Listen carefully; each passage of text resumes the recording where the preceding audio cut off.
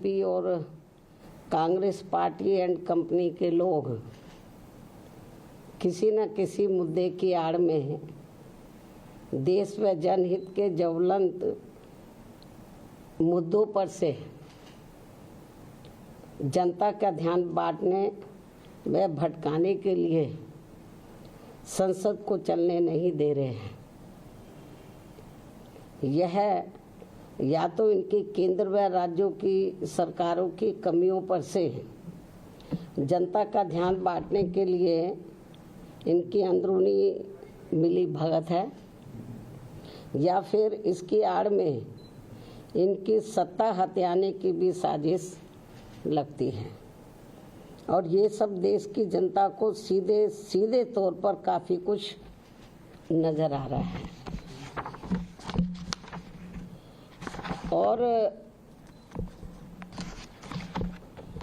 और अब तो देश के छात्र व नौजवान यानी कि जैन जी आदि भी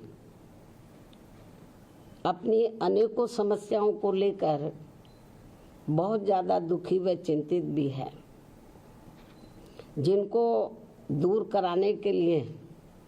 बीएसपी भी अपनी कार्यशैली के तहत चलकर हमेशा इनके साथ खड़ी रही है और अभी भी खड़ी है, क्योंकि इनका ये आंदोलन देश के समस्त छात्रों व नौजवान पीढ़ी एवं उनके परिवार वालों की भी गंभीर समस्याओं से जुड़ा हुआ है, जिसके निदान को लेकर बीएसपी लगातार गंभीर व अपने तरीके से संघर्षरत भी है। लेकिन देश को ऐसा नहीं लगना चाहिए कि छात्र व जैन जी अपनी समस्याओं को दूर करवाने की बजाय आए दिन ये लोग उनकी राजनीति में ही बुरी तरह से फंसते जा रहे हैं। उदाहरण के तौर पर दिल्ली के जंतर मंतर पर अभी कुछ दिन पहले कॉकरोच जनता पार्टी का छात्रों, नौजवानों, जैन जी आदि की समस्याओं को लेकर आंदोलन छिड़ा, तो फिर वहाँ इनके इस आंदोलन को कांग्रेस व इनके सहयोगी दलों ने हाईजैक कर लिया, जो किसी से छिपा नहीं है। अर्थात इन्होंने अपने हाथों में ले लिया और अब उसकी आड़ में अभी तक संसद भी चल नहीं पा रही है। और ये कॉकरोच जनता पार्टी अर्थात सीजेपी का आंदोलन खत्म होते ही फिर झारखंड राज्य में अब राजधानी रांची में भी पिछले काफ़ी दिनों से वहाँ छात्रों व नौजवानों आदि का भी अपनी समस्याओं को लेकर आंदोलन चल रहा है, जिस पर कांग्रेस पार्टी व इनके समर्थक दल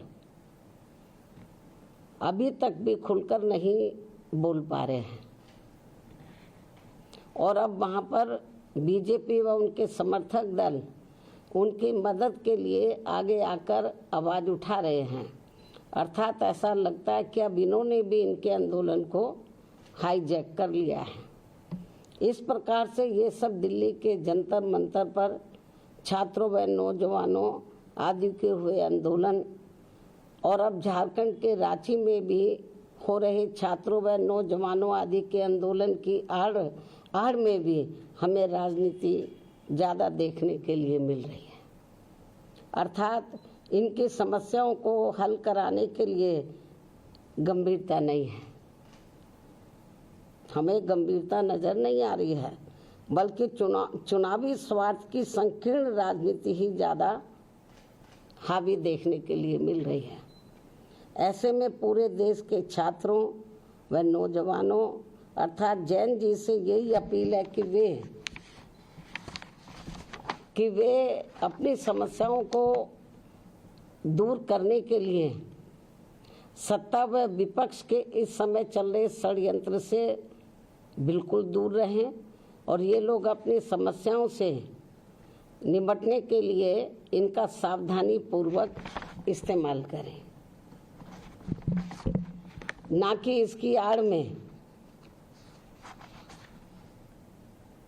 सत्ता व विपक्ष अपने स्वार्थ की संकीर्ण राजनीति करके इनका नाजायज फायदा उठा ले। जबकि ये जग जाहिर है कि यूपी में बीएसपी की 4 बार रही सरकारों में हमने छात्रों व नौजवानों को किसी भी मामले में निराश नहीं होने दिया। अर्थात हमने छात्रों व युवाओं की सभी छोटी बड़ी समस्याओं का, खासकर उनके रोटी रोजी का विशेष ध्यान रखा है और इस क्रम में सरकारी व प्राइवेट सेक्टर में भी रोजगार के नए नए अवसर प्रदान किए हैं। अर्थात हमने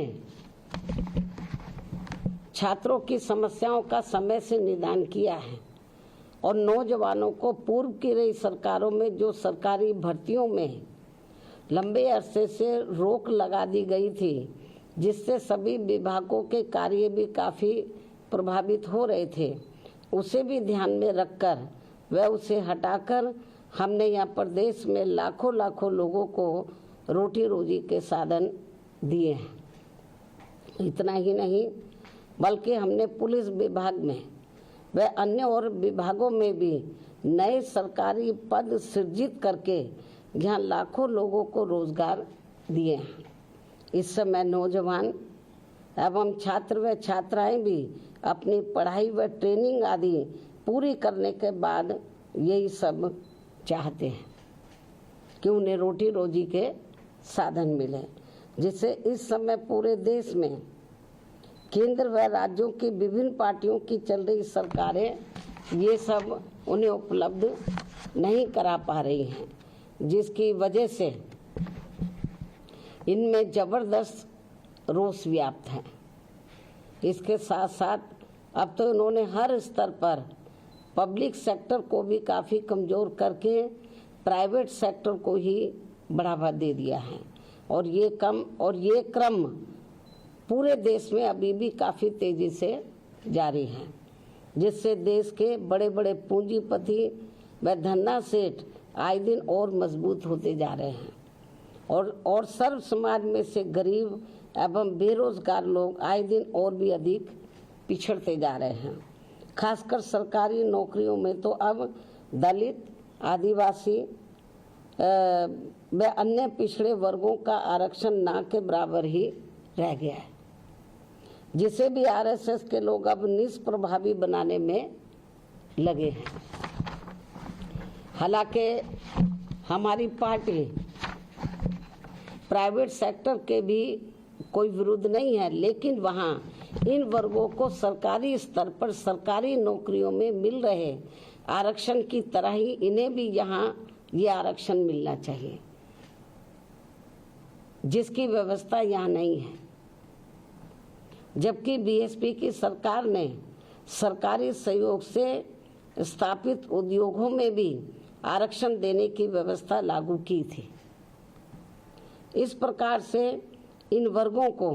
सत्ता व विपक्ष की अंदरूनी मिलीभगत से यहाँ फिर से गुलाम व लाचार बनाने की साजिश चल रही है, जिससे बचने के लिए अभी से इन वर्गों को उत्तर प्रदेश सहित पूरे देश में सतर्क व सावधान हो जाना चाहिए और देश में अपनी एकमात्र हितैषी अम्बेडकरवादी पार्टी बीएसपी से जुड़कर इसे सत्ता में जरूर लाना है।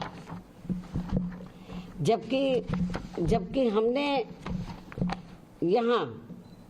यूपी में बीएसपी के सत्ता में आने के बाद सर्व समाज के किसी भी वर्ग के साथ कोई भी भेदभाव व पक्षपात आदि नहीं किया है, बल्कि सभी वर्गों का हर मामले में व विभिन्न क्षेत्रों में कार्यरत सभी वर्गों के लोगों का भी हर स्तर पर यानी कि राजनीतिक, आर्थिक व सामाजिक तौर पर पूरा ध्यान रखा है। अर्थात हमने बीजेपी व कांग्रेस पार्टी एंड कंपनी के लोगों की तरह उनकी जातिवादी, संकीर्ण व पूंजीवादी मानसिकता के तहत चलकर सरकार नहीं चलाई है, बल्कि बीएसपी की सर्वजन हिताय व सर्वजन सुखाय की नीतियों व सिद्धांतों के आधार पर चलकर ही सरकार चलाई है। और ये सब यूपी की जनता ने 4 बार यहाँ बीएसपी के रही सरकार में देखा है। और अब कुछ ही समय के बाद यूपी, उत्तराखंड व पंजाब प्रदेश आदि में एक साथ यहाँ विधानसभा के आम चुनाव होने वाले हैं, जिसमें ऐसे वातावरण में सर्व समाज से बीएसपी को ही कामयाब बनाने की अपील भी की जाती है। यही देश व जनहित में समय की मांग है, जिससे सर्व समाज के लोग अर्थात छात्र, नौजवान, दलित, आदिवासी, पिछड़े, मुस्लिम व अन्य धार्मिक अल्पसंख्यक समाज के लोग तथा किसान, मजदूर, व्यापारी, कर्मचारी व अन्य मेहनतकश लोग भी अपनी खुशहाल जिंदगी बसर कर सके। अतः हर मामले में अब बीएसपी को ही मजबूत बनाना बहुत ज़रूरी है। इस उम्मीद के साथ ही अब मैं अपनी बात यही समाप्त करती हूँ। धन्यवाद। जय भीम व जय भारत।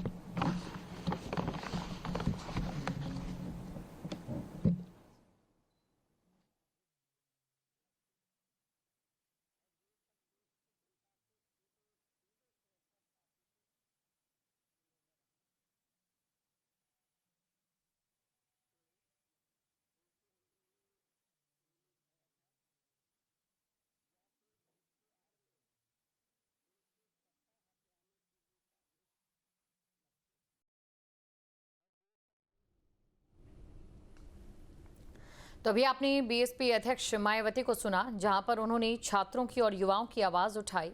प्रेस कॉन्फ्रेंस में उन्होंने कई बिंदु जिन पर प्रकाश डाला गया। तो हंगामे के चलते सदन को चलने नहीं दिया जा रहा है, ये मायावती की ओर से कहा गया।